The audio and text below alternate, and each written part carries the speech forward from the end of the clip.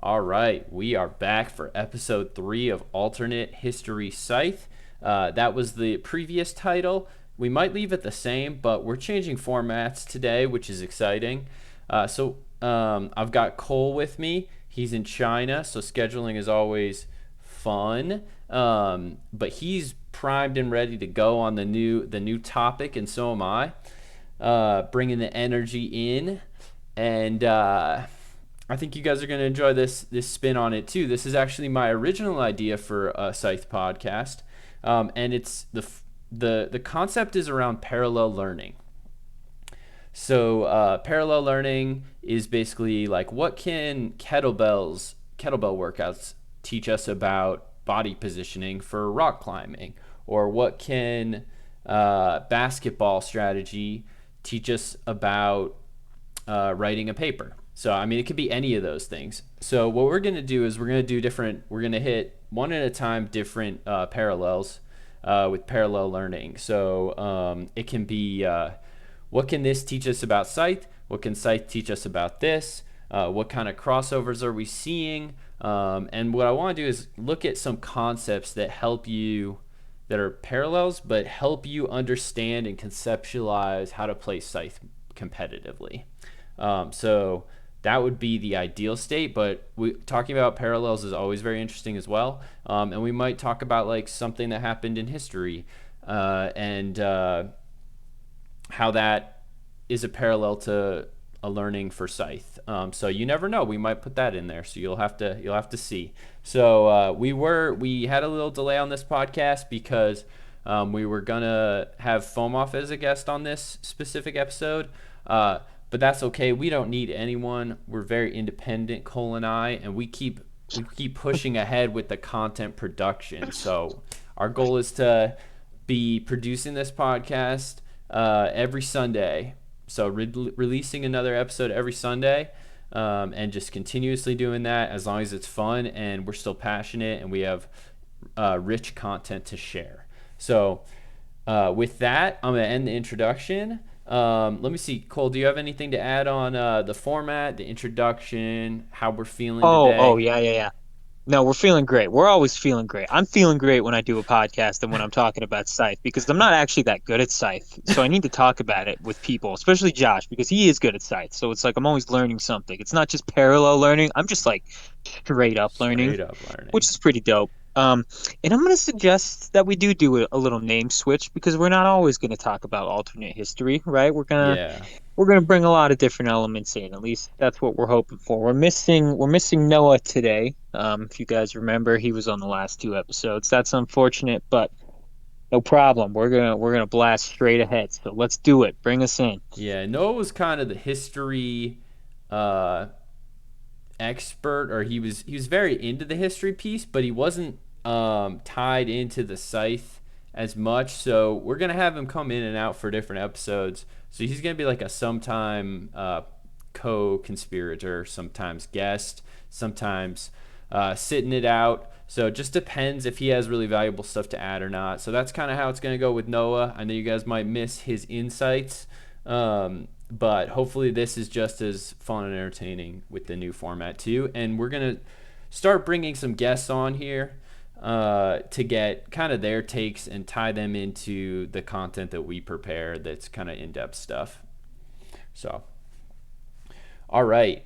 You want to open us up with a parallel? Start one out, Cole? Yeah, so I think the most interesting parallel that we were talking about is chess, right? Everybody knows chess. Everybody's at least vaguely familiar with the game of chess. I've played it quite a bit. And obviously, the rules aren't even close to one and one. You have many different factions, whereas you're always only going to have black and white in chess. But the thing is, when you look at something like game tree complexity, and for those of you who don't know what that is the amount of moves that are possible within a single game in different positions on the board. I don't know what it is for Scythe, but I would guess it's somewhere close to the complexity of chess because there's actually more moves in a game tree complexity of chess than there are atoms in the universe. Like that's that's That's that's a crazy. lot. Yeah. That's crazy.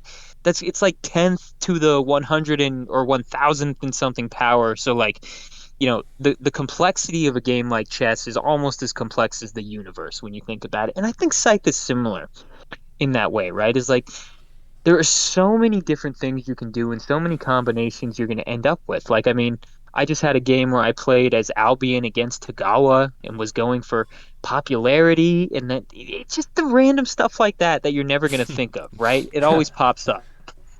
Yeah, I mean there are so I mean there's different resource tracks and star options that I think add in a lot more optionality to how games could play out. So like that tree, what is it called? A decision tree.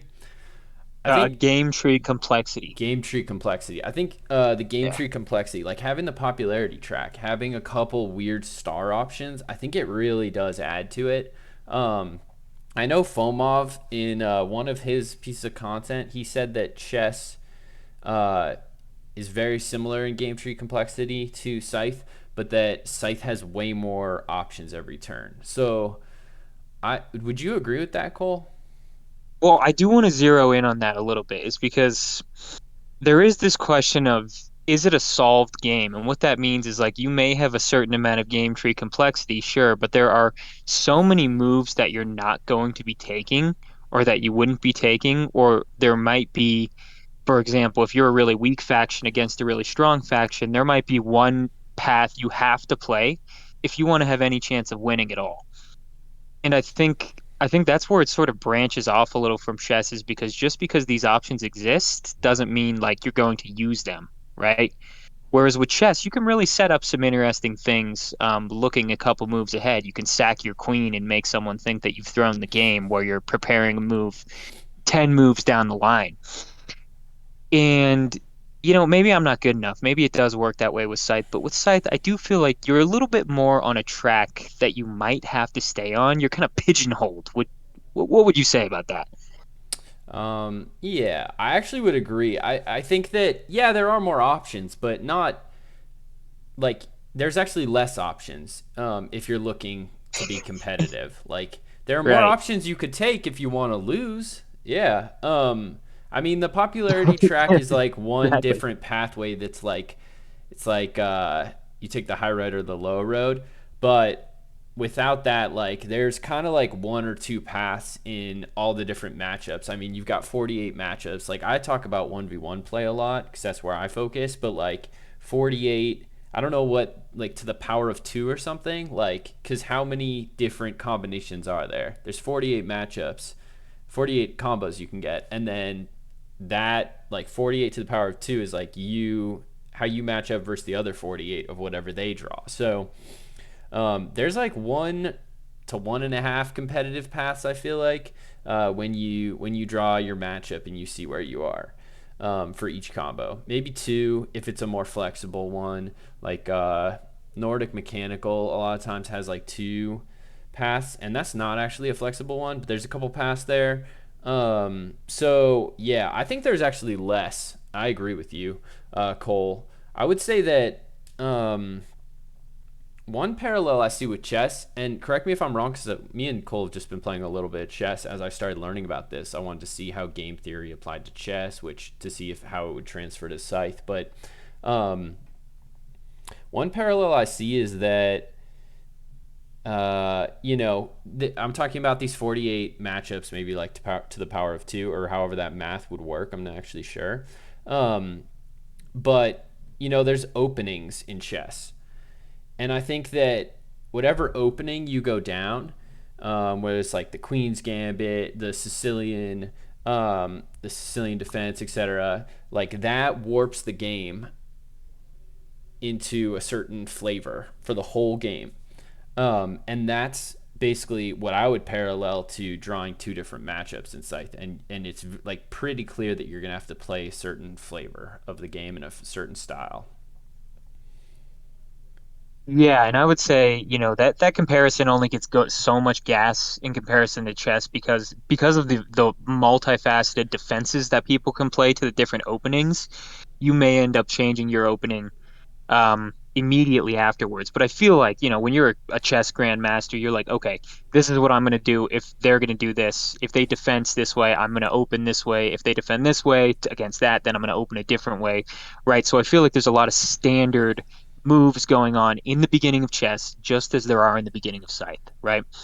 Standard Like, openings. Yeah, you have an y opening. yeah, exactly. So Like for what? sure, okay, you're gonna move one of your middle pawns, right? You're probably gonna move one of your middle pawns. Are you gonna move king side pawn or are you gonna move queen side pawn? Are you gonna move it one space? Are you gonna move it two spaces? You're probably gonna move it two. All right. You're Russ. What are you gonna do? You're probably gonna produce, right? Like your first turn and probably your second turn too. So on that track, I think they're pretty much the same. But so if we play like the Sicilian, does that mean that we're in that flavor of game for the whole game and it's its own like No, specific type of chess? Okay, so I that's would only no, like the first no, like 10 turns or something where we're playing not within that even, opening. Oh, less? not Okay. even. Yeah, Okay, so maybe. it's I more mean, just a opening parallel. it's more just the opening parallel, yeah. And I think, at least for me, when I play Sight, that usually changes just because I don't know all the standard openings, dude. I should. Like sometimes I think of an opening, I'm like, oh, that was awesome. I'm gonna crush them. And sometimes I just get flattened. So I need to be a little bit more standard.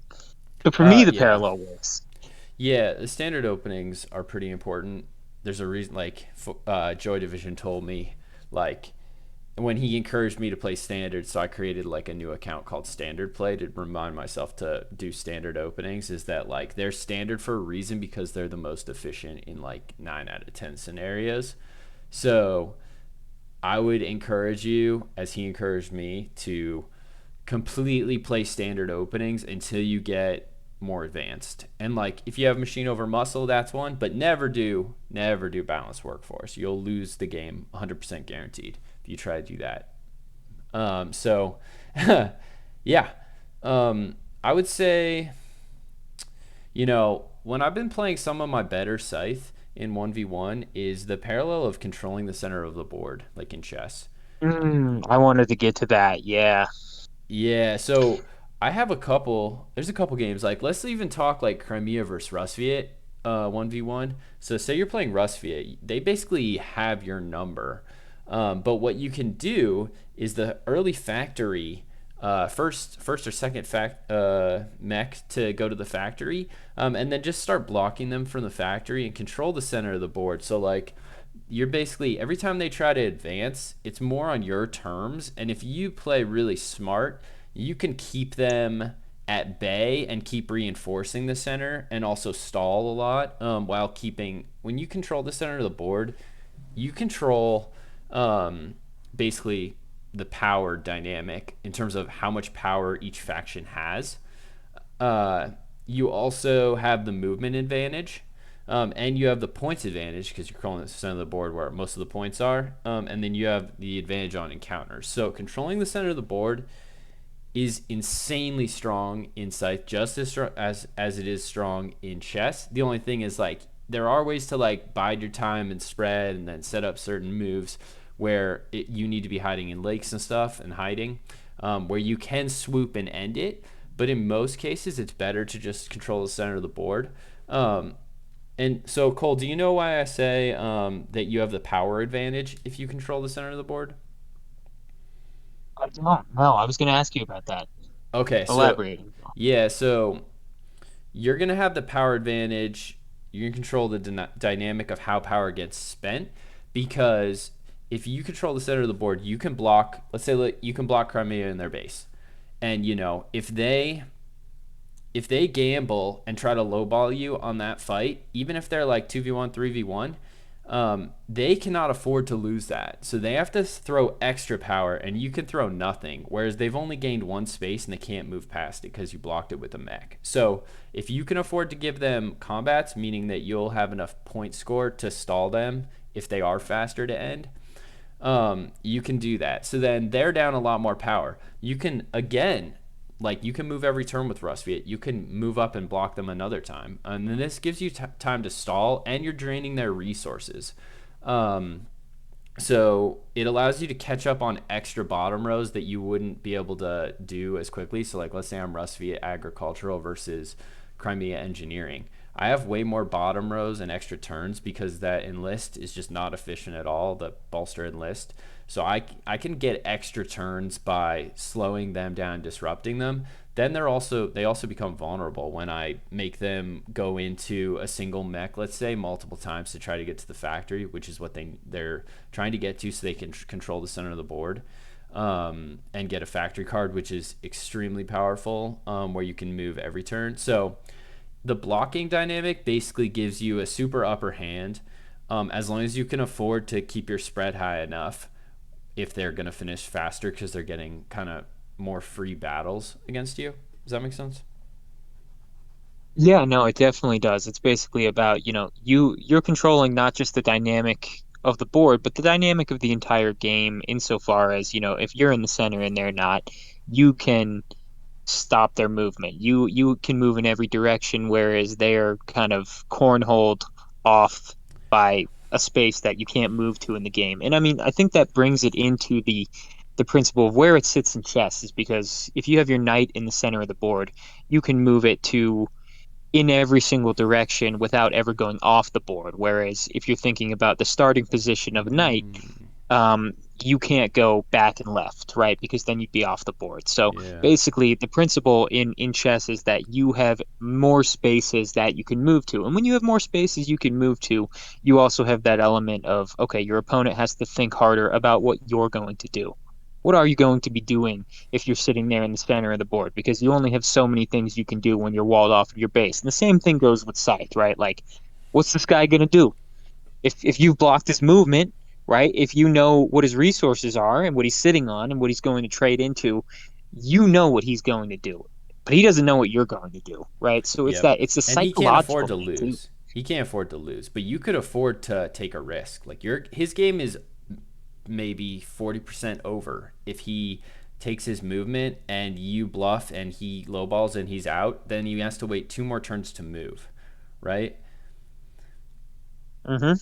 So, but Yeah, absolutely. yeah, so he can't afford to lose that, but you could afford to bluff and then just grab a couple encounters or just keep blocking if you have no power because you'll stop their movement anyways. So, um, the other thing is like, yeah, yeah. So it is a mind game too. It's harder psychologically to play from that position, as well. Sorry, I wanted you to finish your point. My bad. No, I think my point was pretty much finished. Okay. Just bringing it into how it is psychologically sort of you see the possibilities in the other guy's hand, whereas, you just have a couple grains of sand in yours. Yeah, you have to take one or two. You're either stuck waiting longer and then you can get locked out of the game, or you have to take a risk and go in. But then that could get out of control really quickly with subsequent turns and battles and blocking. So it's a really bad position to be in. So if you are in a lopsided matchup but are able to take control of the center of the board, that's a really good way to make a comeback, basically.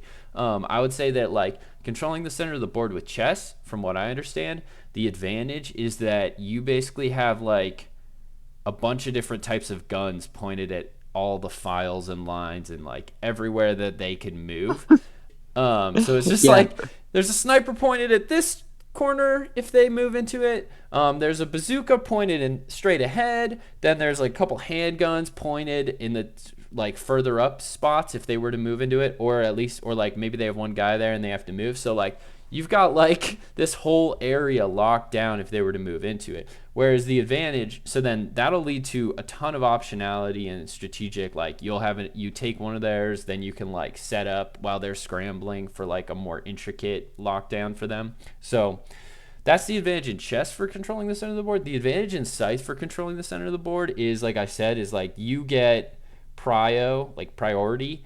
Oh, that's another one I'm gonna note for when we get to a different topic, actually.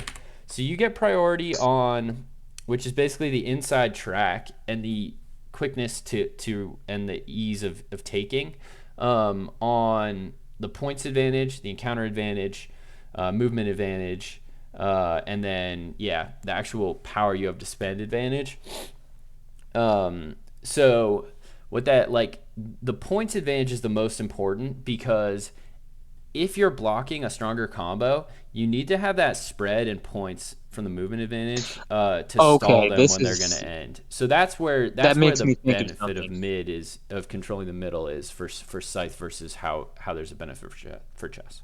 Yeah, yeah, for a weaker combo. And if you think about spreading what you said, so in chess, I'm not sure exactly what it's called. There's a word for it. There is a word for it, but when you're moving a pawn forward one space, and then you're moving the next pawn over two spaces, and then the next pawn one space, and then the next pawn two spaces. You're putting your pawns in the middle of the board in a way that you don't allow your opponent to advance. I feel like that's the same as putting your workers on the tunnels, right? Or just Yep. spreading your workers in the middle in general. It's creating that barrier to movement Oh, that that's a they're good not going to be able parallel. to move through. Yeah. Yeah, because it pisses me off when people do that in chess, man. Oh my God, when there's I will sacrifice a piece just to break up their pawn You're just trying structure, to clear right? it so you can get some I'm just trying openings. to clear it, man. I'm Yeah. trying to bulldoze in, and it's the same thing with workers on tunnels. You're just like, oh, I'm just gonna hit this little guy. I gotta kick him out of there, right? Like, Yeah, especially when or Sax starts workers. doing it. Oh yeah, yeah. Or Yeah. like say you have Polonia and you're in the lakes and you need to spread to end and like you need points so that way in like 2 turns you can do your movement and spread more and end. If they're blocking everywhere you can move with a worker, so you Hmm. can't drop any workers and you start in a lake, so you can't. Starting in a lake is even worse because you can't leave a worker from where you came from. So if Nope. everything's blocked like that, it's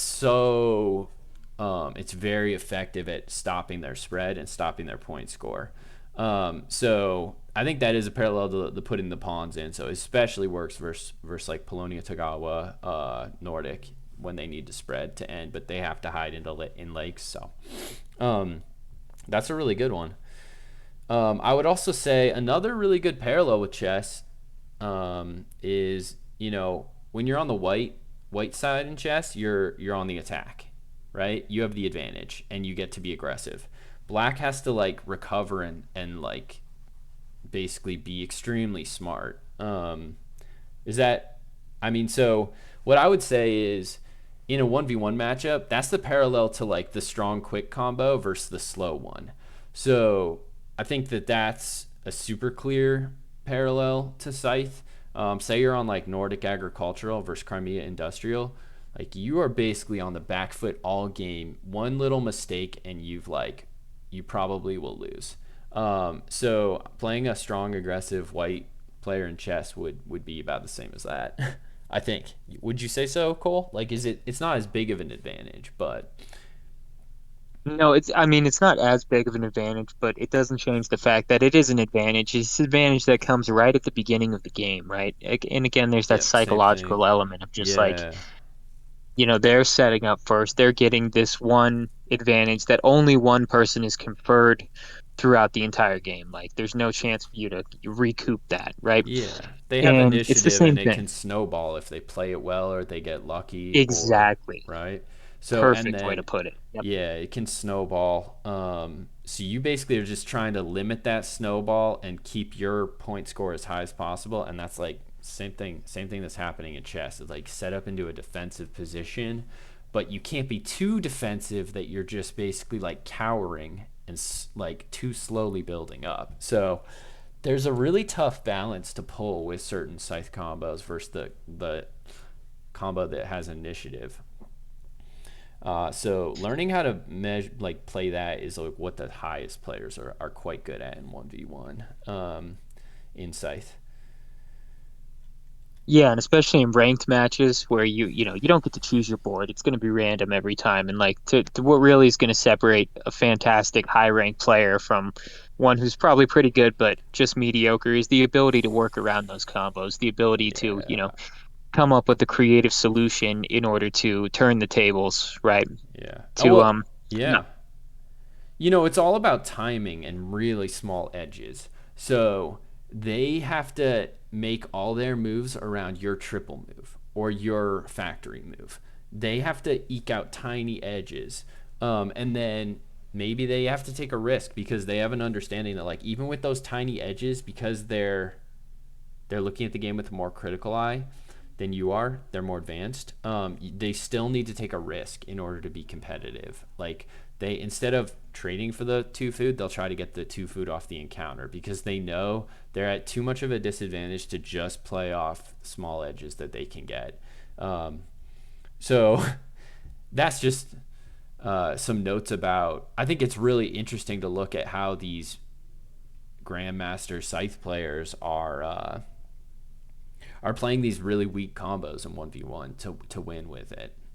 And that's kind of fascinating in itself. I don't know. So I've spent a lot of time losing to like 1,600 players in 1v1. So have you seen any of that stuff, Cole? I played a game this morning where Saxony Engineering beat me on Crimea Mechanical, which is embarrassing. And I had multiple opportunities to move out of my base. I was like blocked, so it was limited. I had a mine with how far I could move, and I didn't take them.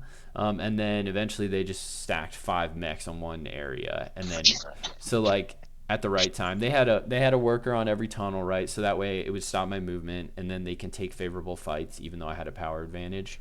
And then they wouldn't go to 4 stars 4 or 5 4 stars until they had all their mechs stacked in one place. So I had to make them attack me is the only way. Like attacking 3 versus 5, I can never win that.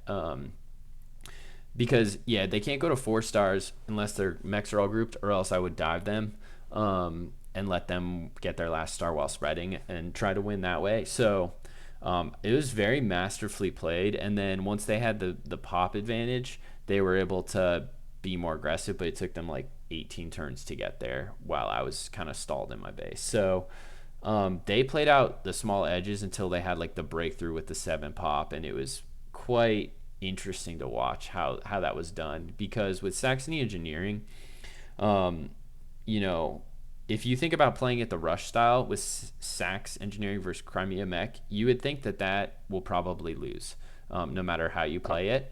But when they got that 7 pop with all the spread and they stalled at just the right times, they were able to completely outscore me because I couldn't spread. I thought that was kind of fascinating how that was executed. But yeah, you would usually think with Sax Engineering in that matchup, you should go for economy, and that's actually counterintuitive to play it that way and win. But now I know what to do. Yeah, I don't have to. definitely. I don't have to wrestle with the eco build for Sax Engine in the future because I know that it's possible when played like with the perfect nuance to do that. Right, and that is those are the kind of moves that I think make, the difference between someone who's good, even someone who's great, and someone who can, be a grandmaster, right? Is like you look at guys in chess, like you look at Magnus Carlsen, who's the world chess champion, and the guy knows the game so well front and back that he can literally play 10 games at the same time without looking at the board and just speaking his moves and remembering the position of the opponents on every single board and win, right?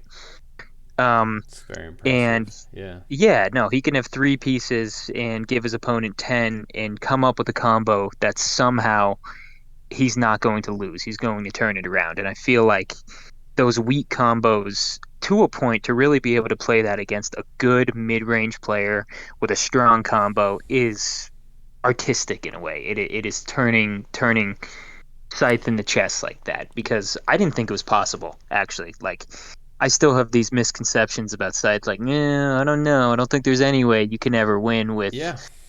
Mechanical Albion against Patriotic Rusviet or something like that. But who knows? Yeah, Maybe that one is a little bit if much. that one might be too much, but if they play around the right timings, it's possible that they can.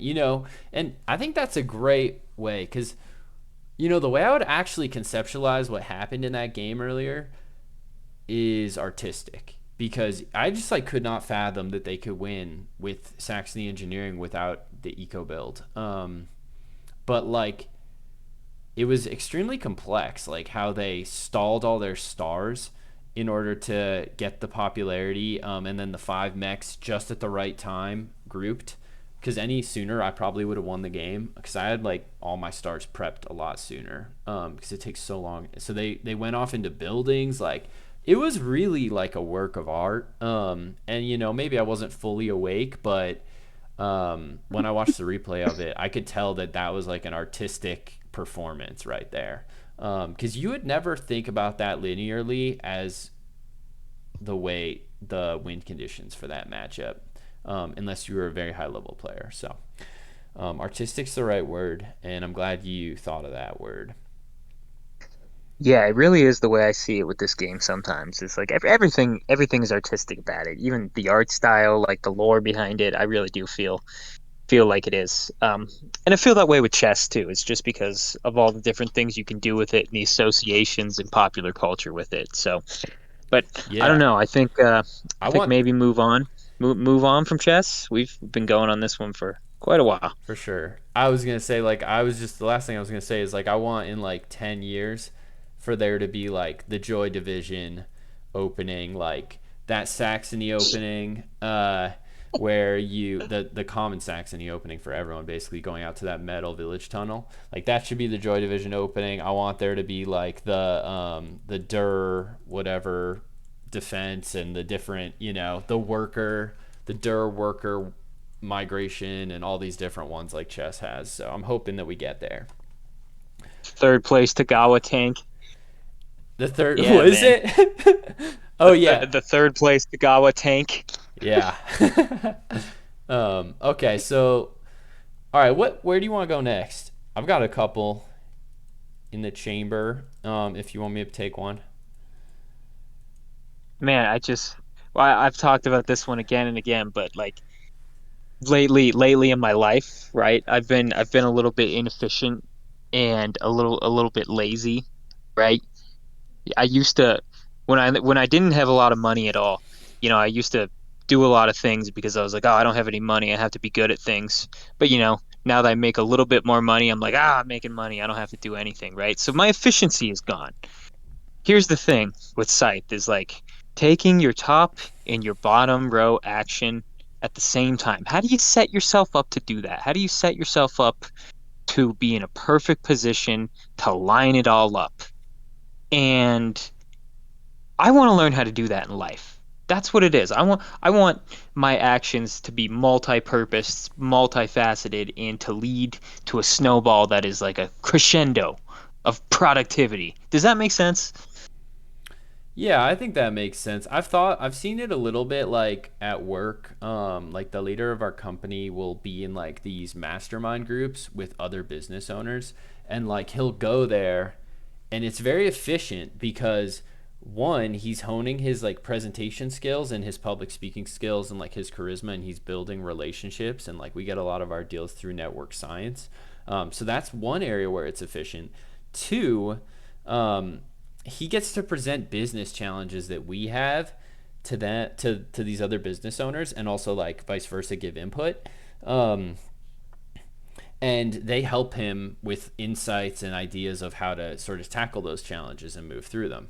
In addition to that, if he presents stuff in like a favorable way for how intelligent and our company is and how advanced it is, he's also selling these business owners who are potential target demographic clients for us. So I think it's like triple effectiveness for him to be doing that. So I think that's a really good example on a micro level. I'm not sure how to like, you know, I don't know where I can't think of an example where it's like, all right, I did this thing for 10 moves later, I'm gonna like take your queen, and that type of efficiency on that type of scale. But do you have examples of how you think you could achieve that, Cole? Um, not on a scale like that, which is kind of like why I want to think about the Scythe engine in the way that you build yourself up. I mean, just imagine Yeah, how like much setting thought for you the put in. stars. So, so you have two thought systems, and this comes from a book called Thinking Fast and Slow by Daniel Kahneman. It's an amazing Yeah, book. Everybody should read it. a So lot you of have your people system have. Yeah, I one. think it's super popular. Yeah. Yeah, No, it's very popular, right? So you have system one thinking, which is automatic and it's autopilot, what we're on most of the time. And you have system two thinking, which is where you have to engage your rationality. You have to think about something for more than 3 seconds. Basically, you have to use brain power. Um, if you put as much brain power into scheduling your day and your life and the tasks you wanted to complete and in what way as you did into like one or two games of Scythe, right? Like the amount of concentration you need to really think about, like, how am I going to smash this guy and to work through it. I feel like we would all do a lot better, right? Because tell me, how many times do you actually sit down and do that? Do you say, okay, I'm going to choose this audiobook for my run because this is going to help me have the perfect calf position so I don't get shin splints in the future. So I'll be able to work on my squat after that for, to use exercise as an example. Like, I don't do that. I don't do that with anything. I just like throw some freaking music on and go for a run, right? Yeah. Or say, I'm gonna get my work done, but I don't think, okay, could I automate my work in such a way that like if I put 10 hours of, you know, automating my job Hmm. in now, I would save 100 hours in the future. I just don't engage in that thought process to begin with. Yeah. So being very deliberate about how you plan your day, where you spend your time, if it could be spent more effectively, more efficiently. That's really interesting. Like writing some code to automate something. I would say again, like the leader where I work is all about this stuff. Now that you talk about it, you met him, Derek, but That's yeah. he has like a morning routine. So like what you can do, I mean, he's talked about like you can only focus intense focus for like 20 minutes is the optimal amount of time. You're better creative in the afternoon. You're better at like tackling problems that are more like logical in the morning. So like what we could do, and we've looked at this at my work a bit, is like scheduling our day around that. So like when we're doing some creative writing stuff, that can be towards the end of the day. When we're like troubleshooting company-wide issues, it's like in the morning. But he'll also do things like he'll pick the right he'll like do some research on what type of musics and sounds will get you focused and which light to have on that gets you like energized and amped up, and he will like prime himself with this Mhm. stuff before starting his workday or before his workout. Or so um he's very into like neurohacking. So um in terms of like a micro efficiency on the day level, he sets himself he works to set himself up really well to be as effective as possible. And there is like this optimal state that I was learning about through like Tony Robbins stuff, where it's like you can channel yourself into like an optimal state for whatever task you're trying to do. And I think that stuff's really interesting. Um, but I think if you take that and you look at your week or you look at like your month or maybe your goals and think about the most efficient way to accomplish them or things that you're doing over and over again, and like you sit there with it and stare at it and try to channel the amount of energy that you would put into a scythe game where you're driving at objectives and playing around win conditions. And I bet you could unlock some really interesting efficiencies in your life. That's the thing, man. It's like all the little things we do every day and don't actually put the time to think about because they become automatic in a way. Yeah, the fast thinking is getting in our way of being a lot more effective over time. Yeah, no, and it's just a lazy way to go about things. And this isn't even like I don't want to be one of those guys who's like you got to be at like 150% efficiency all the time. Like if you don't wake up with a cold shower and a protein Oh shake, yeah. you know, I don't want to be one of those guys. What you do with efficiency, what you can do, if you're twice as efficient, what did you just do? You just scored yourself twice as much free time, Yeah, right? you just It's doubled your time. so like you don't even have to think about this in a way that's like, oh man, I gotta go. I gotta freak, I gotta what is That's it, true. Sigma grind set all the time. No, if you're a little bit more efficient, right? So what is the word? Okay, My so you friend can work Mike, less hard the more efficient you you are, the can work less less hard you hard. have to work. Yeah, I've It's got like you give, yeah. I've got a coworker who's obsessed with efficiency, but he's also like goes nonstop and is like a maniac. I think he sort of missed the point of efficiency, which is not a surprise based on him. Dude, we all know people like that. Everybody's got one in a workplace. I used to be like that with everything all the time, right? And it's like you just go, go, go, and you get productivity becomes its own goal after a while, and you're just like, oh yeah, Yeah, like there is you no point just to that at all, huh? After a certain point, no, it becomes an end in itself. But like so many things are like that, right? You start out with a goal and then you just end up doing the thing because it's the thing that you do. Yeah, yeah, you just fall into a habit. I would say like one good example of efficiency that my stepmom's really good with this financially was like, say you own a house, it's a 3 bedroom house, and then let's say you rent out 2 of the rooms and live in the master bedroom. So then your mortgage is being paid for by the rent, a lot of it. So you're building equity that you don't have to pay for, whereas like you're renting an apartment, you're just throwing away a bunch of money every month in a way.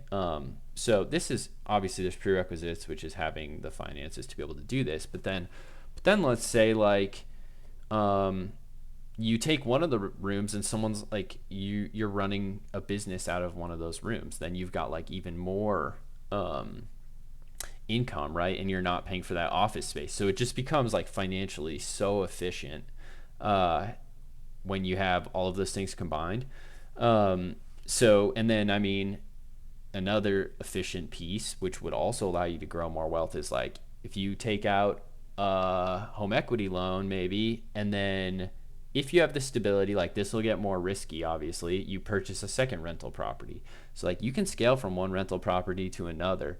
And then let's say I wanted financially to max out the efficiency of this house, I would say, why don't I get solar panels for the roof? And then I can get paid for, and if it's in a position that's well positioned to catch the sun, then I can get paid to send that energy to the grid for the city that I'm living in, as well as not pay for like energy bills over time. So like obviously this brings up like class issues, which is that it's very easy to grow money with like a decent head on your shoulders when you have money. To actually build wealth from no money is what's a really impressive accomplishment, in my opinion. It's So, impressive. It what do you, is, what do you yeah. think about that?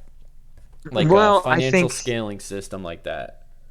I think the financial scaling system is absolutely one of the best examples of the things that way too many people could be doing that they're not doing.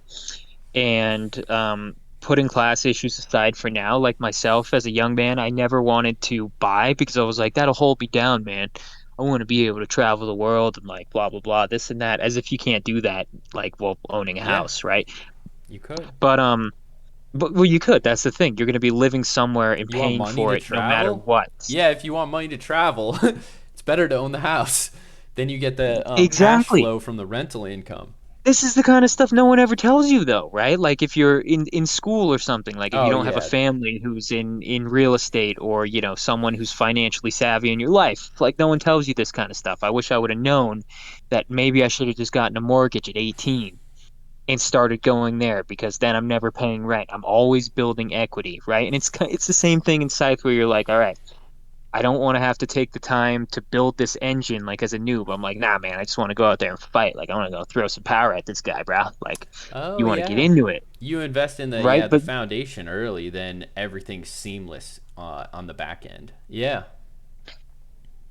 yeah, yeah, yeah, exactly. And it's just really knowing that that's there and knowing that you can do it and understanding the processes behind this. And even, I've got a friend with a little brother who he just turned 18 and he's getting a mortgage. He got credit cards when he was like 15.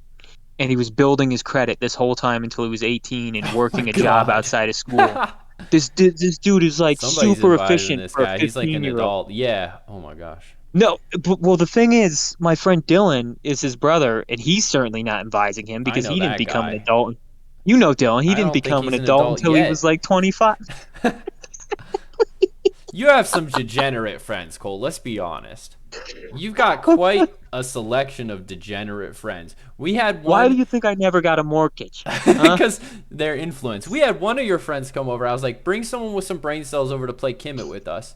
And you're like, all right, I think I can find one friend that has enough brain cells for that. And then you bring this guy who's like starving himself to death. And he's like, is there any food? I think he just showed up to get some food from my house. And he was just trying, he just wanted a meal. So he's like, yeah, I'll play.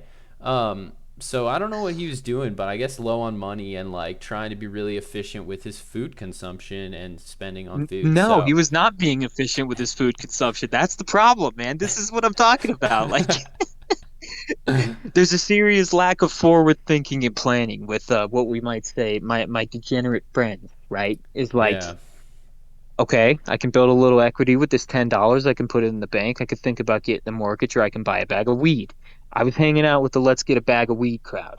Yeah, definitely. Definitely. Another efficient move like financially is if you're willing to deal with the consequences of this, like I mean, not going to undergrad because it's extremely expensive most times, and just building skills through like online learning that's like 1/20th of the cost, or if I could Okay. do this again, instead of doing like an undergraduate degree at a liberal arts school, I would go get like a undergrad master's combined program that like costs some money, but it would be like in computer science, and you come out and you're getting paid like 115,000 a year immediately as like a developer, and it's like 5 year program. Like if I had cared about that at the time, like now I wish I could go back in time and do that. Because that's super efficient, and then you're just like set up for an amazing career right away, and getting out of college and figuring out what you're going to do for a career is like kind of mental psychological dread. So that's That's a another good one. one, man. If any Scythe players Well, here I are like younger, listen to that, okay? Listen to that Wait a minute, advice. wait a minute. Don't just listen to that. Let's give him some nuance, because here's what I did, and I believe this was one of the very few efficient things I did do as a young person, is I told myself I wasn't going to try in high school at all. I said, listen, the only math I'm going to do is to calculate how many points I can miss to pass with a D, right? And then when I get to college, I'm going to try my ass off. So You saved up I all your energy. Yeah. So I graduate high school with a 1.76, 89 out of 90 in my class. Not kidding. I was literally second worst in my high school class. But then I went to community college because you don't need good high school grades to go to community college. What happens when you go to community college after 2 years? Well, you get into a 4 year university waiving your high school grade requirement. Also, you've just paid a quarter less and you get 2 degrees instead of one. So I Which think two that was like degrees? an associate's degree from the community Okay. college, and then a bachelor's degree, which you do for 2 more years. You spend the same amount of time in school for less money, getting 2 degrees without having to try in high school. Yeah. I mean, I think yeah, going to a community college before and then taking all those credits to a normal college is like really financially efficient. That's super smart. I didn't even know that that was a thing when I went to college, but I agree with that. I also think that what happened is the opposite for me. Like I was like trying pretty hard in high school and got like 3.9 or something GPA, and then in college I was like kind of like just interested in the social scene. It was beautiful. Like it was like just a whole new experience for me. And like the focus on academics, like I got like a 3.4 or something. It wasn't bad, but I wasn't like I could have gotten a lot more out of college. Whereas like trying to like get the most academic value out of high school is it's not that rewarding. Whereas out of college, like I could have been doing different like summer internships. I could have double majored. I could have like learned computer science while majoring in psychology, like one of my friends did. Like psychology was not challenging for me at all. So, but I wasn't that motivated. I had put all my motivation into high school.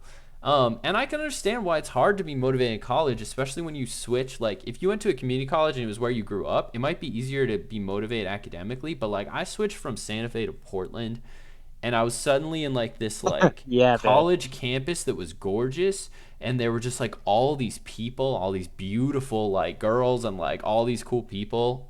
It was really hard. Like, I think that whole transplant experience made it difficult to put that much focus into academics because I was just like, whoa, this is a whole new life, like instantly, just instantly. So I can see why I wasn't as efficient there, but uh, you could approach it in a more intelligent way for like long term thinking.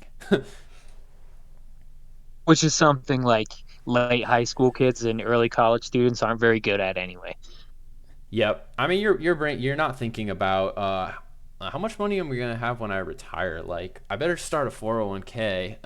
You're not thinking about any of that stuff. Like, your brain's not fully developed. You don't even know what you want to do. Like, your parents are just taking care of you financially. A lot of the time. So it's very sheltered. Like, I mean, I had like a silver spoon thing. So I wasn't thinking about practical finances or career, and I wish I had been a little bit more, but not the end of the world either. Um, No, it's not. Sometimes you end up like me and just stumble into random nonsense. That tends to work out pretty well. you have some interesting careers going on. You have a couple little. I got a couple. You got some I side do. hustles. You're a well-paid librarian. Well, you were teaching. You were going for the librarian role. Um, okay, let's see. So we are, I think, at like a maybe 45. Oh, we're at 50 minutes now. So we do have a couple more, but we can save that for next episode if you want, Cole. Yeah, yeah, no, I say let's save it and just Let's call it here. I know we got off topic a little bit. Apologize for the tangent, but I really do think there's something to be said of like thinking about something you do for fun and like put this much brain power into, which is a game like Scythe, and just, asking yourself, how could I translate this into real, legitimate, actual gains in the real world? Because I put a lot of time into the game. I know you do too, Josh. Yeah, So it's like a lot of thought, a lot of all, energy.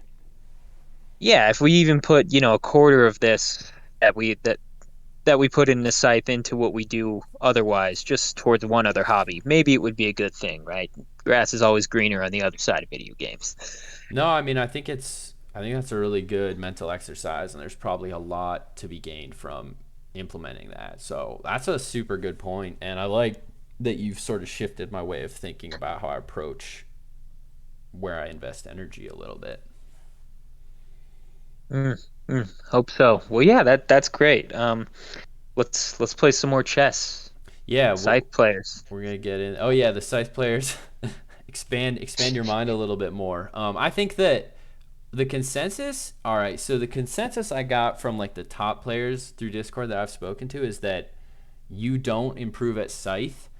The whole concept of this podcast is parallel learning. It's like, let's see what other things could teach us about Scythe and make us better, or what Scythe could make us better at externally, what other things. So, but the consensus across the top players uh, at Scythe, like the Grandmaster players, as far as I understand it, is that you don't get better at Scythe from like parallel learning, from other pursuits that have crossovers. You get better from playing Scythe, watching Scythe, talking about Scythe, and thinking about Scythe, and Hmm. that's the only efficient ways to improve.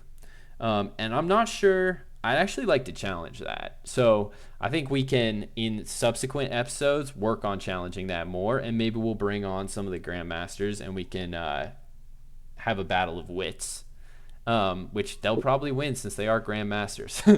you know, They are for a reason, that's for sure. Me and Cole 2v1 them. We'll see where we get to. Yeah, man, I finally got over 1200 again today, so I'm coming. I'm gonna Yeah, be up there soon. he's a rising star, so you guys watch out for Bulldogcoma. All right. Well, we'll wrap it up here, and we're gonna go for another episode to be released next Sunday. So we're gonna do it weekly, like I said. And if anyone has comments, feedback, ideas for parallels, ideas for topics, wants to hop on and join us, we'd be happy to entertain that. So send them my way. Ninjew85 in the site Discord. So, yeah. Everyone have a good weekend, and we'll call it here. Thanks, Cole. Yeah, thank you, Jeff. See you guys next week. All right.